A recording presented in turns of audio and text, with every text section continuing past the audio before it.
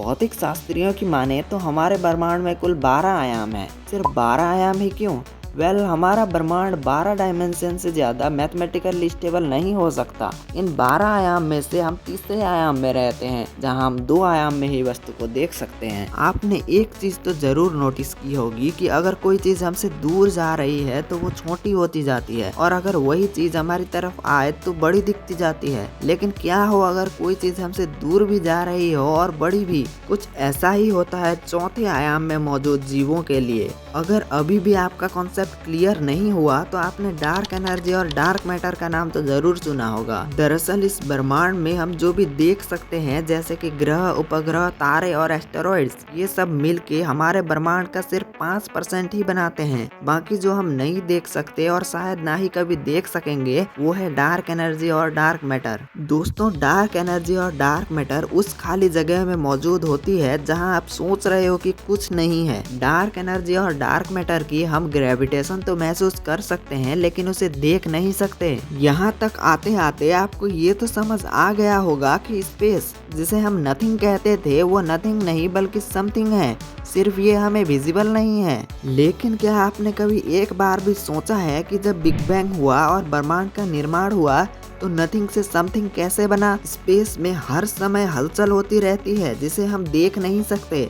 इन हलचलों को quantum fluctuations कहा जाता है। इन्हीं क्वांटम फ्लक्चुएशंस के कारण कुछ पार्टिकल्स का निर्माण हुआ होगा जो इतने फोर्स से एक्सपांड हुए कि आज ये सारा ब्रह्मांड बन पाया है। दोस्तों, आपको ये जानकर दुख तो जरूर होगा, लेकिन ये ब्रह्मांड बिग बैंग के बाद इतना एक्सपांड हो चुका है कि आज हम चाहकर भी ब्रह्मांड के एंड तक नहीं पहुंच सकते, चाहे हम लाइट की स्पीड से ही ट्रेवल क्यों ना कर लें। वैसे लाइट की स्पीड को ही ब्रह्मांड की स्पीड लिमिट कहा जाता है, लेकिन ब्रह्मांड खुद लाइट की स्पीड से ज्यादा तेज एक्सपांड हो रहा है। दोस्तों, अल्बर्ट आइंस्टाइन एक ऐसे व्यक्ति हैं जिन्होंने फिजिक्स को नया आयाम दिया। शायद आपको लग सकता है कि विज्ञान के जगत में आइंस्टाइन का नाम इतना क्यों लिया जाता है, लेकिन आज की हमारी ब्रह्मांड की समझ आइंस्टाइन के बदौलत ही है। आइंस्टाइन ने 25 साल की उम्र में ही 200 साल पुराने आइजैक न्यूटन के स्टेटमेंट को गलत साबित कर दिया था, वो भी सिर्फ थ्योरी के बेसिस पर। दरअसल न्यूटन के अनुसार समय एब्सोल्यूट है, और जिस प्रकार से समय पृथ्वी पर गुजर रहा है,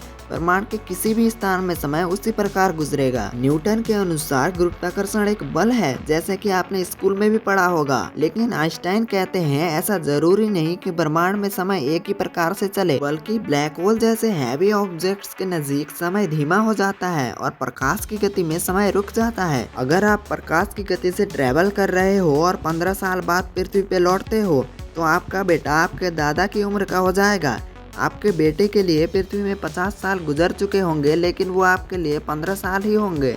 इस फेनोमेनन को टाइम डायलेशन कहते हैं। टाइम डायलेशन को समझने के लिए आप इंटरस्टेलर नाम की एक फेमस मूवी को देख सकते हैं।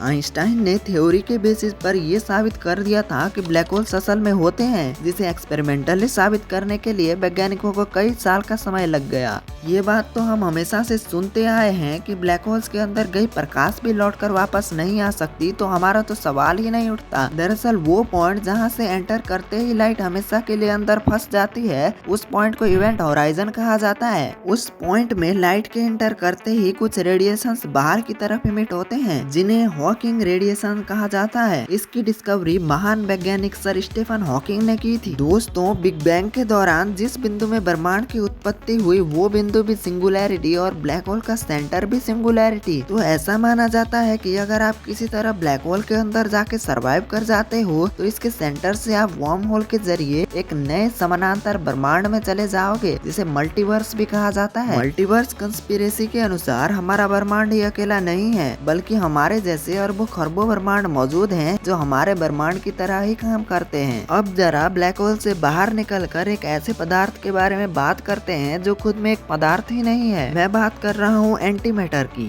एंटी मैटर एक ऐसी चीज है जो हमारे आसपास मौजूद मैटर का ठीक उल्टा होता है। इसमें इलेक्ट्रॉन की जगह पॉजिट्रॉन होते हैं, जिसमें नेगेटिव चार्ज नहीं बल्कि पॉजिटिव चार्ज होता है। माना जाता है कि जब बिग बैंग हुआ तो जितना मैटर बना उतना एंटी मैटर भी। मैटर और एंटी मैटर को मिलकर एक बड़े धमाके को अंजाम देना था, लेकिन किसी तरह मैटर बच गया और एंटी मैटर पूरी तरह से तबाह हो गया।